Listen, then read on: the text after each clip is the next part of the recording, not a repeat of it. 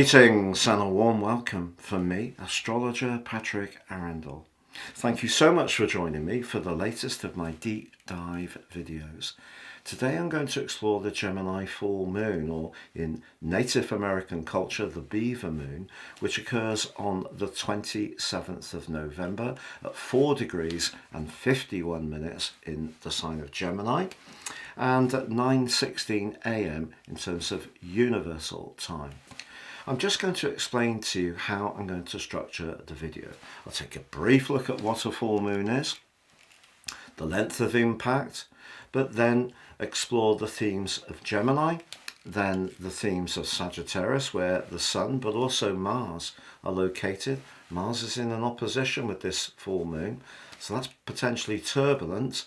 But also I'm going to look at the aspects of the event itself, so the key influences. So I'll share with you on screen the natal event chart, which actually puts the ascendant in Sagittarius, but very close to Mercury, the ruler of Gemini, which is detrimented in the sign of Sagittarius. But you know, at the root of this whole event is the stern energies, the cold and detached energies of Saturn.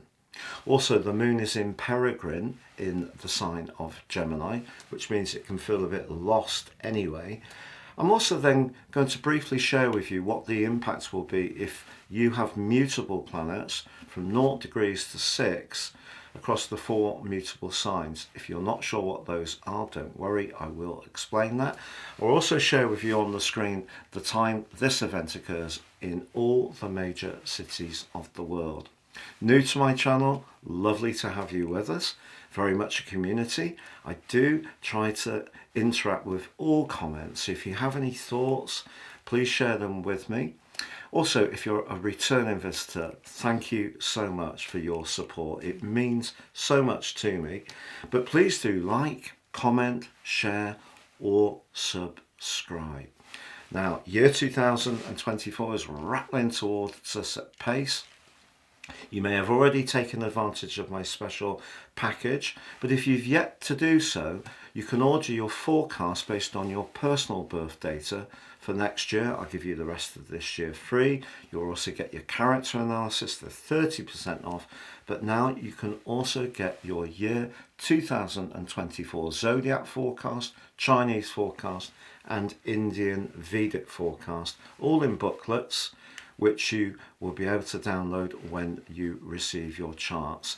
Please see the link below for more, but this is all based on your personal situation, so very different from just sun sign astrology. So the Gemini full moon. Gemini is a sign that's very much to do with a brightness, a lightness, a flexibility. Its ruler is Mercury. And the sign of Gemini, very much to do with quick communications. It can be our connections with our siblings, our neighbours, our everyday experiences. It can be to do with messages, of course, because the ruler, Mercury, is the winged messenger. It can be to do with our thinking, ideas, belief systems, chit-chat, light talk, media, technology, gadgets, and short journeys. It's a masculine sign. It's mutable. That means it flexes. And it's, of course, an air sign. So very much the primal desire of the sign of Gemini is to communicate. But the moon is very much about the feeling side of life. So it's about our receptiveness, our emotion, our home environment, security, and of course it's a feminine influence. And as I mentioned in my introduction, the moon in Gemini is Peregrine. So what this means is it's when a planet is not affected by any of the dignities, the essential dignities. So the moon is obviously the ruler of Cancer, it's exalted in Taurus, it's detrimented in Capricorn, and it's in its full in Scorpio. So in the sign of Gemini, the moon's a bit unrooted. It doesn't quite know how to be. And because, of course, the sign of Gemini is about quick responses, the moon's much more to do with how we feel things at a slower and deeper level. So what can happen here is that the moon actually feels that it's in an unfamiliar situation. It's a bit of a stranger. So it's not being tethered in any way, shape or form. Now, the Sagittarius themes that we have come from the fact that the Sun and Mars in the sign of Sagittarius are very close together. This is ruled by Jupiter, which is expansive, optimistic, adventurous, can be, it's a masculine sign, it's also mutable, but it's a fire sign, so it's very much about initiation, getting on the front foot. Obviously travel, higher education, trade, it's the sign of fortune and luck, foreign interactions and borders, documents linked to visas, higher thinking, ideals, philosophies, and independence. Those are just a few words that came up for me. So very exciting energy, but the thrust of Mars, very close to the Sun, so potentially quite an impatient influence, arcing back towards the Moon in Gemini. So what is a full moon in very simple terms? Well, it's when the Sun and the Moon are in opposition.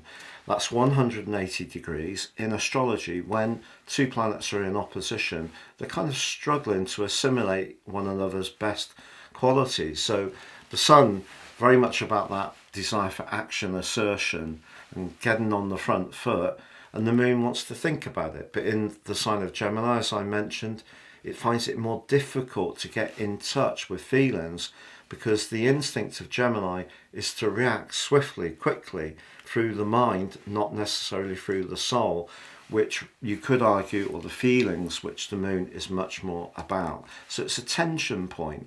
So it's going to bring some tensions to the surface, but this particular event is going to be particularly tense. Now we know that in simple terms, the sign of Gemini is about instant communication. The sign of Sagittarius is about higher values. So that's a bit of a clash. When we put Mars there, I feel that anything to do with communication on the world stage, because of the implications of Sagittarius to do with international trade particularly, that's something we need to be conscious of. So we could see that someone could say something in a public role, could be a politician obviously, that could have implications in terms of a reaction. Now I'm going to share on the screen with you now the natal chart, and you can see the ascendant is at 22 degrees in Sagittarius and 58 minutes, but there's Mercury at 24 degrees and 40 minutes, and Mercury is detrimented in Sagittarius. So we don't have a receptiveness, we actually have a bit of a standoff going on. But also you'll see that in house 2 we have Saturn. Saturn is very much to do with teaching us lessons. It's the ruler of time, and Saturn can be much more of a positive influence than sometimes people think, but obviously it can be cool and detached. And in the watery sign of Pisces, it's asking us to work harder at how we feel things, because this is the sign of culmination of the whole zodiac, our whole experience. So really, Saturn has done its first pass and retrograde through the sign of Pisces. It's got another 2 to do. So we've got just under 2 years to go of being encouraged to take our emotional health much more seriously. But you can see in terms of this event, the Moon's in the 5th house, which is very playful, demonstrative, can be affectionate, certainly likes to mix and mingle and be sociable. The 11th house is very much about the collective, how we're all connected together, and it can be long-term plans.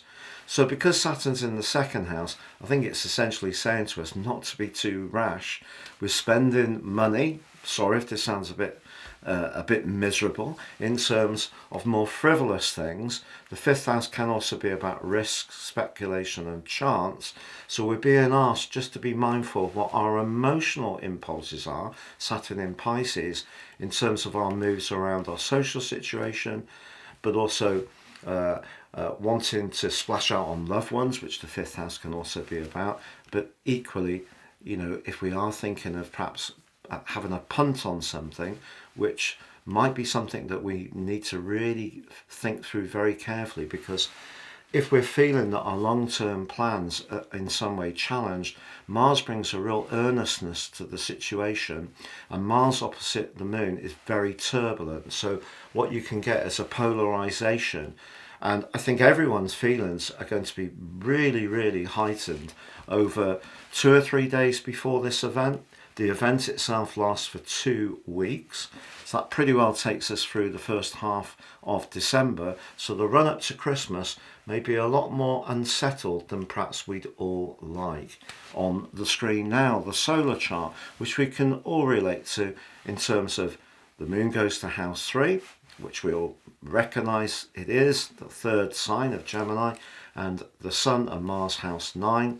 But there's Saturn in house 12, asking us to be really mindful of our emotional situation. So I think there could be a tendency to rush things, to be a bit hurried, to be a bit impetuous. It's important if we're traveling anywhere that we really understand what our true motive is about, especially if it's something we decide to do on a more impromptu basis. We may find ourselves having quite intense discussions with people who have polar opposite views. Hey, that just seems to be life generally these days, doesn't it? But where people take very entrenched positions and argue backwards and forwards, there's going to be a lot of that. But I think all we can do as individuals is stay very mindful of our emotional responses around our instant communications, but also where we really attach our higher values, which is that Sagittarius energy. Now, I mentioned before that if you have any mutable planets between 0 and 6 degrees, you do need to be really aware of this event. So the mutable signs are Gemini and Virgo, and also Sagittarius and Pisces. So if you have planets, key planets, inner planets, particularly in any of those signs, 0 to 6, this event is going to feel very intense. Now, on the screen now, I'm sharing with you the times of when this occurs in all the major cities of the world. Okay, so let's go through each of the 12 zodiac signs from Aries through to Pisces. You can reflect in terms of your sun sign or your ascendant, both if they're different. The choice is yours. The more you know about astrology, the chances are you're going to really focus more on your ascendant. But remember, your ascendant is very different to the sun. If you have an ascendant at, say, 27 degrees Capricorn, most of your overlay is actually in Aquarius. Whereas the sun, whatever degree it is, that's our sun. It's a single point. The ascendant is the single point of the ascendant itself, but also all the degrees of the first house. And in a proportional house system like Placidus, they're not always 30 degrees, of course. So a first house can be larger than 30 degrees or it can be less. So just be conscious if your ascendant is later on in a particular sign, be mindful that the overlay goes on to the next sign on. Right, Aries. So Aries for you, I feel that with the festivities coming towards us, there is going to be a lot of opportunities for communication, but I wouldn't be too impulsive about any of your moves because you're going through a profound period of your whole life. On one hand, the 2 lunations in your sign in March and April gave you a lot of encouragement to get on the front foot with new beginnings. Now, we've just had the Libran solar eclipse in your house of relationships, and that's also something that's going to occupy you more over the next 18 months. So that's one part of your focus at the moment. But astrologically, because Neptune since 2012 and Saturn since March the 7th 2023 have been in your 12th house, there may be some other parallel situation going on where things are coming to the end, or you're feeling a lot of pain about something that didn't work out as you would like, or perhaps there's been a betrayal or some unhappiness, someone's not been as sincere as you would like. So communications on this event need to be particularly mindful of what people's agendas are, and that includes your own. So we can all have an inner voice which says, for example, look, I really feel like getting away from it all, making an instant travel plan. I'm not going to spend Christmas in my normal location. And that actually could be like a breath of fresh air. You could book it on the back of this event, and in the short term, it would give you that change of scene, that variety and stimulation that Sagittarius energy is famous for. But because of the moon position being in Gemini, the conversations you have and the quick sharing of messages and emails and so on, you mustn't hurry them, and you must be aware of decoding what the subtext of any situation is about. So really, genuinely, over the next 2 weeks, communication is one thing, it's what's behind the words that's really important for you. So Taurus, if you cast your mind back to that lunar eclipse in your sign on November the 8th, 2022, there's been quite a few tremors since then around all of our cost bases. But of course, you're someone who can be very shrewd with resources as well as loving a little bit of lush. So there's part of this event that could attract you to having a little moment of indulgence or treating someone that you really, really care for. And why not? That's lovely. But I think at a more profound level, what Saturn and Neptune are asking you to do is to realign your future direction in a way which really works for you, because you've done, I think, for you, an amazing job in the last few years of breaking that mold, that archetype that you have a distinct resistance to any kind of new approach or change. Really loving your comfy routines, and there may still be some that you find very alluring and hard to break free from. But all of this has come from lots of priming from Pluto since 208. But of course, more recently, the last 4 years or so, because of Uranus making its way through your sign. Of course, it depends where your sun is. If you're later on in Taurus, you might not have experienced its full impact yet in terms of coming onto your sun, but it may have still been affecting your 12th solar house, making you feel restless, a little bit on edge at times. But there has been a more progressive vibe around you. But I feel that you could find yourself almost wanting to revisit the parts of your nature that do give you that sense of stability. And there is nothing wrong with that at all. And that could mean drawing in from some people that you've associated with over the last year or so, who maybe have brought some additional ideas and positivity to your situation, but do they really align with your core values as much as they could do? That could be one theme that unfolds in this event. Another thing that could happen is that the sexuality of the Sun and Mars being together in your 8th house, and the desire side of Taurus nature, because of course you're ruled by Venus, can really get caught up in being drawn towards someone. And it could be from your friendship group that you find almost irresistible. But could there be a gotcha? Saturn can be a gotcha, because maybe that person is not fully available. Maybe they are already in a relationship. You might not know that. So if there is someone that you really fancy, that you're experiencing within a social setting, some kind of community hub or a friendship circle, and you're really finding that your pulse is racing, just try to be conscious of whether that tie could fit into your longer term plan. So that's theme number 2.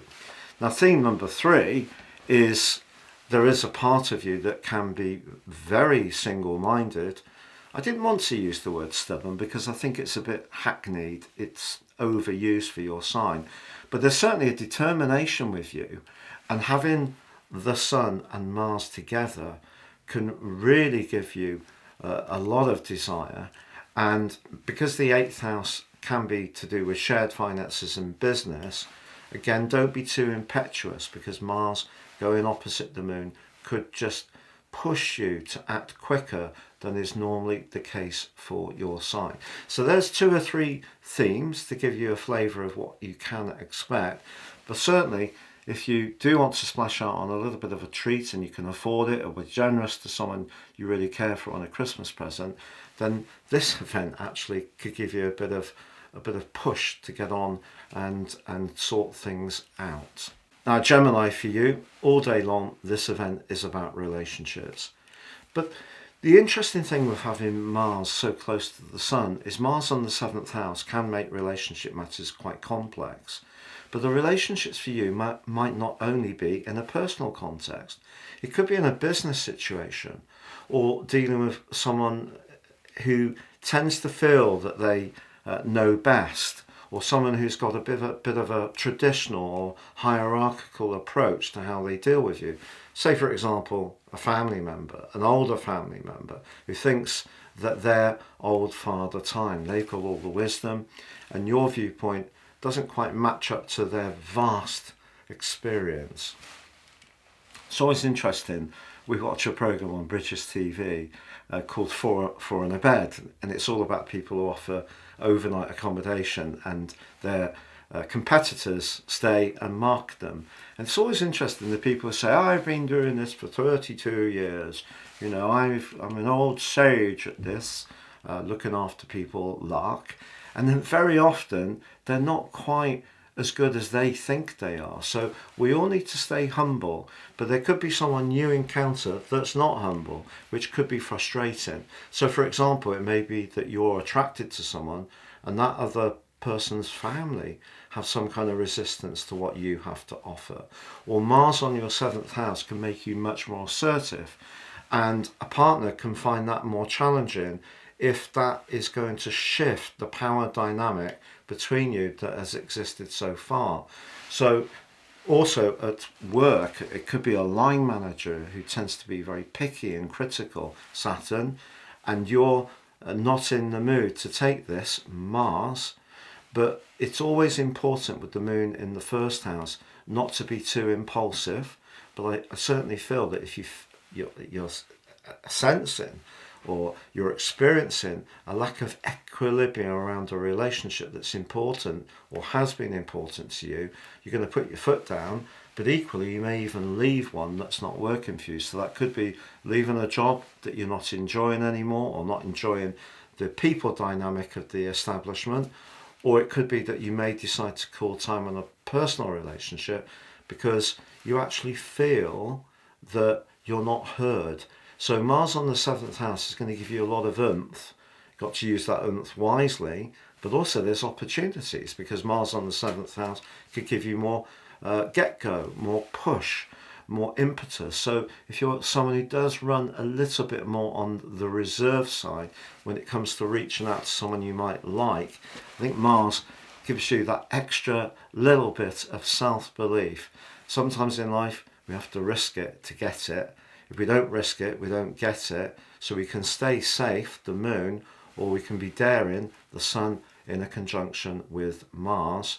But just be aware, someone around the situation may have a judgment. Cancer, for you, the moon is in house 12, which is intrinsically quite complex.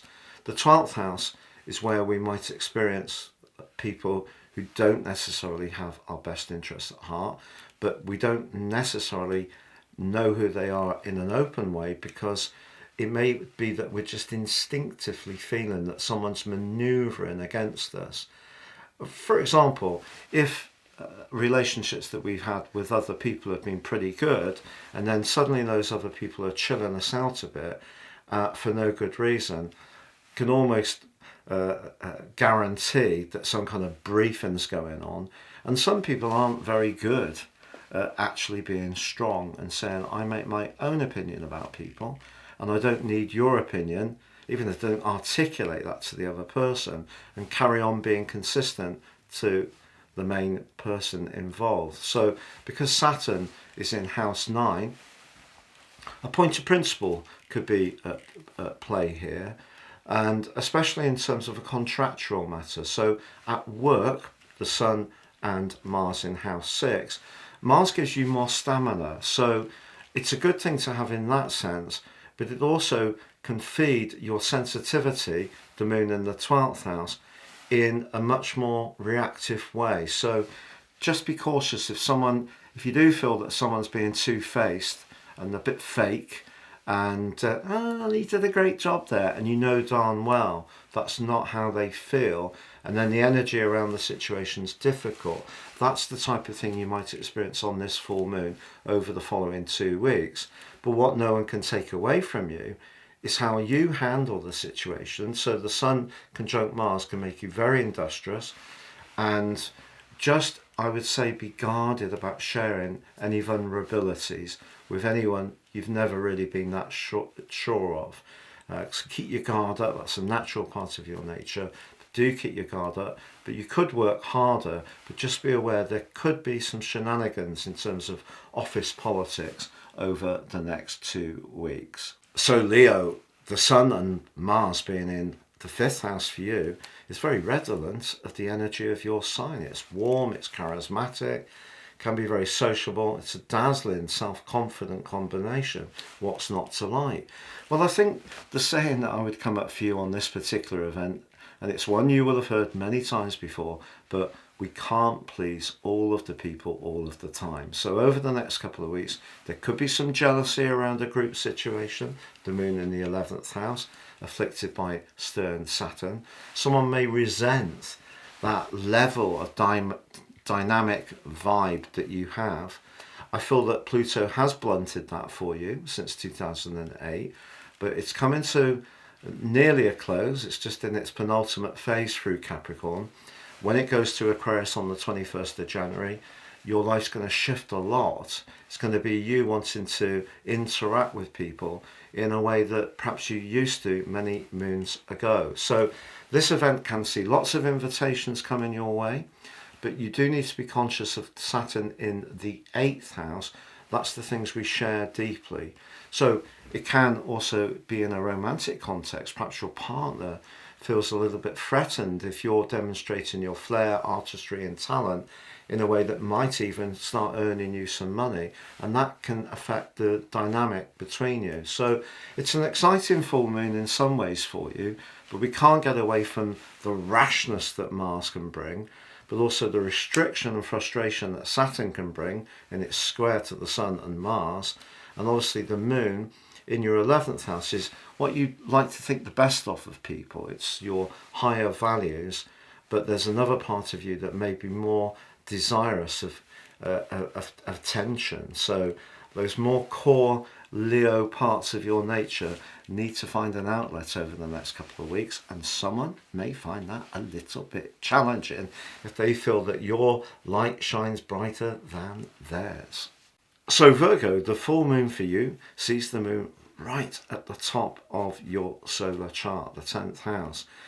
Now that's really interesting because that means it gets much more difficult to disguise how we feel about things, and the Sun and Mars are in the 4th house, our emotion. So the 10th house is the daylight part of our chart. The position of the Sun and Mars are in your nighttime sector, but also where Mars can be quite reactive. Mars in the 4th house can be a little bit irritable and changeable, and the moon opposite Mars is in any way a very volatile combination. Then we draw a line across the zodiac from the sign of Virgo to the sign of Pisces, and there is Saturn and Neptune in your 7th house, and Saturn's interacting with this event. So whether you're talking about your professional hopes, the 10th house, home, emotional or family matters, if you're talking to a partner of any kind or someone you're trying to relate to, you may find it a little bit difficult to get them to hear where you're coming from. And then what can happen, Mars in the 4th house can be reactive. It can see our frustration come to the fore more quickly, and Mars in a square with Saturn is a very abrasive link, and that frustration may be difficult to contain and communicate as effectively as you would like. So I feel that whether it is the work-life balance scenario, which is classic 4th, 10th house full moon territory, or it is more to do with how you feel things are in your professional situation or at home, somehow or another you're going to have to relate to someone else, and the responses you get may seem cool, detached, not very encouraging, or perhaps it's you who feels a bit distant from other people, Virgo. So Libra for you, the moon is in the 9th house, which is very much about a higher truth, actually has, ironically, a Sagittarius feel. Whereas, again, further irony, the Sun and Mars are in the 3rd house, very Gemini. So there's a dichotomy there and a paradox, but equally, the position of the Sun and Mars in the 3rd house could make it difficult to sit on your hands over the next couple of weeks. You may find yourself literally wanting to be more active, which could be a really good thing. But you have to balance that against the influence of Saturn, which is a bone dry influence in house 6. It's all to do with your obligations and responsibilities. Neptune has seen you really give of yourself since 2012, but if you've almost felt that you've become the invisible person that everyone just assumes to carry the load for them, what Saturn's asking and helping you to do is to set your boundaries, and especially when it comes to the domestic sphere. So there's going to be conversations. What those conversations are going to be about is going to be interesting. If you're someone who tends to sit out of some big debates and big disagreements, you may surprise yourself by being much more articulate, but also being a bit firmer about saying how you feel. But that actually could be really good for you, but it's the person hearing it may find it difficult. But I think you could be the conveyor in your discourse over the next couple of weeks of some powerful home truths, and not everybody is going to be keen to hear them. So Scorpio for you, the combination of your traditional ruler Mars and the Sun in the 2nd house is really stoking up that part of your nature that has an appreciation of desire. On the other side of the heavens, we have the moon in Gemini, bit lost, in the 8th house, very redolent of the energy of your sign. Can be a bit of a nervous energy. Maybe it is to do with your value system, something needs thinking about over the next couple of weeks. In a romantic situation, the position of Saturn and Neptune, if something's not running quite as you would like, it could be because you're sensing your values and the other person's values don't align. It might not be about money as such, but it could be little acts of difference, points of difference. You know, if you're someone who's thoughtful and generous and goes the extra mile and the other person doesn't, that can start to feel a really, really an unbalanced situation. The problem is having the moon opposite Mars can create some real volatility, and also the moon in the 8th house is very, very sensitive. So if you feel you're very all in and someone else is not all in, that is going to bring a situation to the surface which will need really confronting once and for all. But equally, just be aware that Saturn's in the part of your situation to do with risk. Saturn doesn't really like risk, it likes to play it safe and remind us of what we have, not what we could have if we speculate. And because the axis of this particular event is, whether it's long or short-term finances in a more practical sense, it's probably not the best of times to shoot for the stars when it comes to any kind of side hustle, as they call it these days. Be conscious that something that looks very attractive and alluring has all been primed in a way to get your stake, get your money. So not a time to go against your more cautious, shrewd, business-like instincts, which are very rarely far from the surface, but there's a lot more kind of impulse at the moment to do something. But I would say take your time. So Sagittarius, I think what this event is going to stoke up is someone may feel that the way you want to go about things is too you-centric, and you might think charming. I'm someone who's very enterprising. I do my best. Yes, you need to be a free spirit, but your end goal may be to loop back to help the people that you really care for. But someone could be critical. It could be a family member with Saturn involved in the 4th house. It could be about a home matter. Maybe there's disruption which is making it difficult for you to concentrate. but at a time when you really are going to be very, very motivated about something that's important to you, a creative strand, a goal or target where you feel you really have to concentrate. It could be that other people crowd in with their demands, and it's possible that you may find that your feelings are quite close to the surface. So the best way to counter this really is to be aware that on the event itself, it is an ascendant in your sign, and of course Mercury's there as well. Don't give way if you feel that what you're doing, you're really passionate about and invested. Sometimes we do have to be really single-minded and make sacrifices. And Saturn in the fourth house may mean you can't spend so much time at home. You may have to really give it everything at this time, or a partner could feel that you're a little bit distracted or pushed out. If you are single, however, I think that cluster of energy all in your sign, the Sun, Mars, Mercury, the Ascendant, gives you a lot of push to have more confidence really, if there is someone that you're drawn to. But I feel that some of your emotional vulnerabilities have been ramped up since Saturn moved into Pisces on the 7th of March. And there has been confusion around your home and emotional life since 2008. And Saturn's come along and kind of made that point again, perhaps when you were getting the hang of some of the Neptunian energies, being more open to the spiritual dimension, letting your feelings come to the surface, and then suddenly the cold blast of air, which is Saturn, is in the mix. But you are adventurous, you are someone with great initiative, you have a great self-belief in what's important to you, and this is certainly an event that you shouldn't let that be challenged, but neither should you be closed to other people's perspectives, because in some ways they may want to help, or they may be trying to protect you in some way or another. So Capricorn, for you, the position of the Sun and Mars is in the delicate 12th house. Now recently they were together in the friendly, bubbly 11th house, very much about sociability, but Mars in the 12th house has a tendency to rake up old injustices, opposing the Moon in the 6th house, which is very much about life organisation and details of the domestic sphere. If you're feeling, for example, that someone is taking you for granted, your sense of injustice could be heightened in quite a turbulent way, to be honest. Mars opposite Moon, Saturn's in the mix, so the conversations, the discussions, Saturn in the 3rd house that you have around anything that's a bit delicate could see you in an uncharacteristically more tender place, and feeling a little bit more threatened if things aren't quite as you would like, or you feel someone's being a bit critical unfairly or a bit pointed.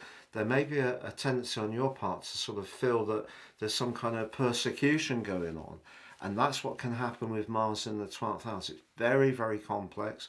Mars is a planet that you have a great connection to because it's exalted in your sign.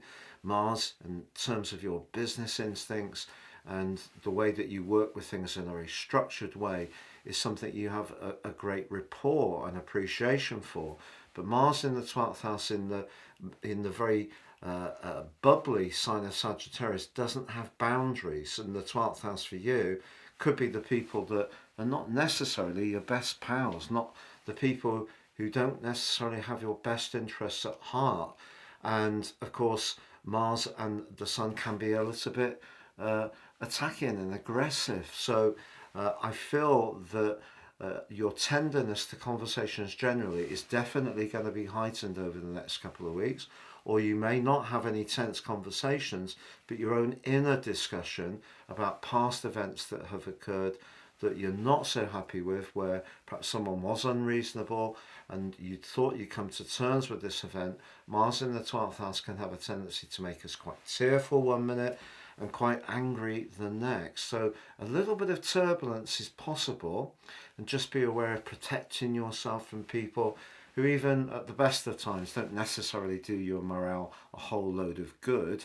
So stick to the people you can really trust and rely upon over this next couple of weeks period, and just be aware at work that could be where the tensions come up most of all. So Aquarius, for you, the position of the Sun and Mars is in the bubbly sign of Sagittarius, but for you, the 11th house. So that kind of has an Aquarius feel to it. It's also where we can all get together. So maybe this full moon is going to evoke in you a more social instinct, because with Pluto going through the 12th house, it's possible since 2008 that some water bearers have withdrawn a little bit from the social milieu, felt much tenderer about boundaries. So I feel that this can give you a little bit more confidence to get out. If you're someone who's into team sport, for example, having the Sun and Mars on the 11th house can certainly give you an appetite to get stuck in or cheer on your favourite team. The moon in the 5th house is affectionate, but the moon in Gemini is a little bit flitty. Is there somebody in your friendship circle that you're going to be attracted to? Possible, but with your traditional ruler Saturn priming this event in a T-square, that is saying whatever you do, whether it's social, whether it's to do with your interests, expressing your creativity, talents, or your affection, you need to take it down to that old, and it's rather sounds rather dull, but is it going to agree with your values, and can you afford whatever it is you're attracted to do? Also, the 5th house can be to do with where we're more interested in perhaps having a little bit of a flutter, and Saturn saying don't have a flutter with money you can't really afford to lose. And Mars in the 11th house, yeah, if there is a group or an association or some kind of community that you belong to that you gain strength from, that's really important. But it's also important to maintain your own individuality within that. Something, to be honest, that Aquarius people rarely have a problem with. But just be conscious of not getting too caught up in the pack and staying with that individual streak that's a big part of your nature. So Pisces, the position of the Sun and Mars is really powerful. The 10th house, this is where we're really reflecting outwards, the most visible part of our nature, and Mars can give you added confidence and assertiveness. But it's important with the moon in one of the tenderest of locations, the 4th house, that if you're committing to something in a professional situation, or even to take on responsibilities in some kind of voluntary or community situation, that your gusto and enthusiasm, which comes from Mars, doesn't see you get into something which actually takes you out of your comfort zone more than you really would be good for you, which is moon in the 4th house. It's very much about how things feel, so it's quite Cancerian. So it may be hosted by the quick move in Gemini, but for you this is quite Cancerian. And then of course Saturn in just at the very start of your sign, just under 1 degree, is squaring Mars, which can cause issues, squaring the Sun and the Moon in a T-square. So some care needed with this event. I feel that maybe some kind of work-life balance issue might be at stake here. If you are, wanting to make a move professionally or go for a goal or ambition, and you really want to put your heart and soul into it, just think it through and just check out that you will feel comfortable once you've achieved that golden prize. Because sometimes when we go for something that's more material, once we get there, we realise that, it's like living in a huge castle. If you live in a huge castle on your own, it doesn't matter how luxurious it is, it's going to be pretty glum. So that's a bit of a simplification, but you get my drift. And Saturn in your own sign is asking you to limit yourself to the things that are really essential. So don't spread yourself too thin, whether it's in supporting family members, the 4th house, or getting caught up in your professional ambitions, the 10th.